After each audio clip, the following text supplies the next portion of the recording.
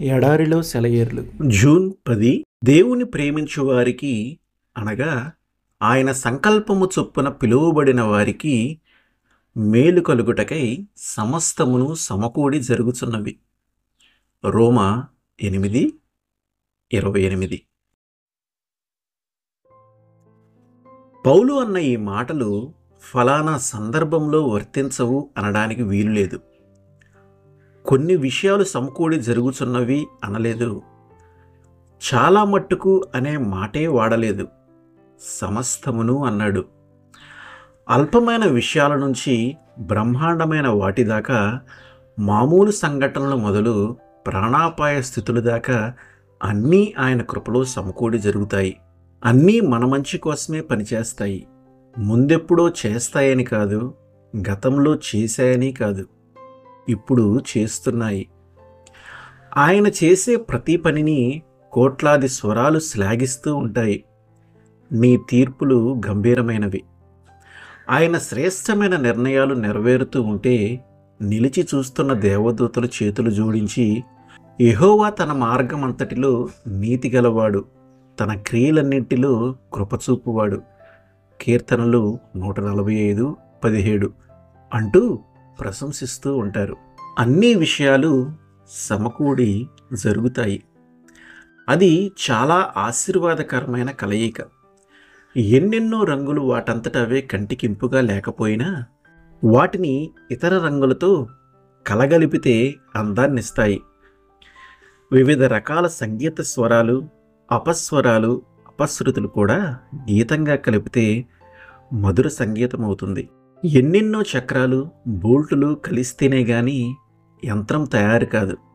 ఒక దారాన్ని విడిగా తీసుకోండి, ఒక నాదాన్ని, ఒక చక్రాన్ని, ఒక రంగుని తీసుకోండి. వాటిలో అందం కానీ ఉపయోగం కానీ కనబడవు.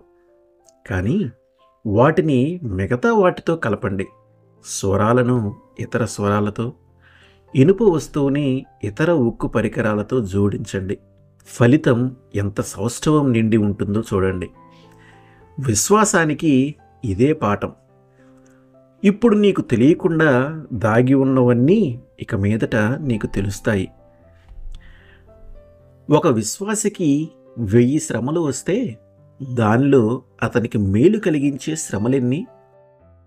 500 కాదు, 999 ప్లస్ 1. మేలుకే దేవుడు ఉద్దేశించెను. ఆదికాండము 50:20. మేలుకే దేవుడు ఉద్దేశించాడు. జీవితంలో వెన్నెల్ల, పరలోకపు పసిడి నవ్వుల ఏమీ ఆదరణ వాక్యం? బ్రతుకు శాంతిదూతగా అనుదినం దయలేని అన్నలు ఏసేపును అమ్మినది అర్థం లేని అసూయ కార్యం కాదది. ఏళ్ల తరబడి శ్రమలు పడి గద్దెనెక్కించే దైవ జ్ఞానమే ఇది. లోకమంతా సంచరించే ఆ కన్ను కరువుని కనిపెట్టింది ముందుగానే.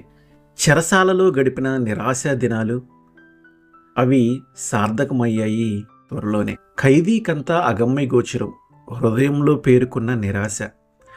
వర్తమానపు ఆర్తనాదమే గింగురుమంది. జరగనున్నదేమిటో తెలుసా ధన్యజీవికి? ఆ చీకటి సంవత్సరాల్లో విశ్వాసం మాత్రం ఆరిపోలేదు. దేవునిపై అతని నమ్మిక చేసింది అతన్ని వేవేల మందికి దిక్కు. మీరు కాదు నన్ను ఇక్కడికి పంపింది, దేవుడే పంపాడు మంచి చెయ్యాలని. వేరే కారణం లేదు. స్తుతించడానికి సరైన కారణం ఇది. దేవుడు ప్రతిదీ ఉద్దేశిస్తాడు మంచికే. నాటి యేసేపు దేవుడే నేడు మన దేవుడు. శ్రమలను అడ్డుపెట్టడు, ఇడుముల ద్వారా ఇస్తాడు విమోచన.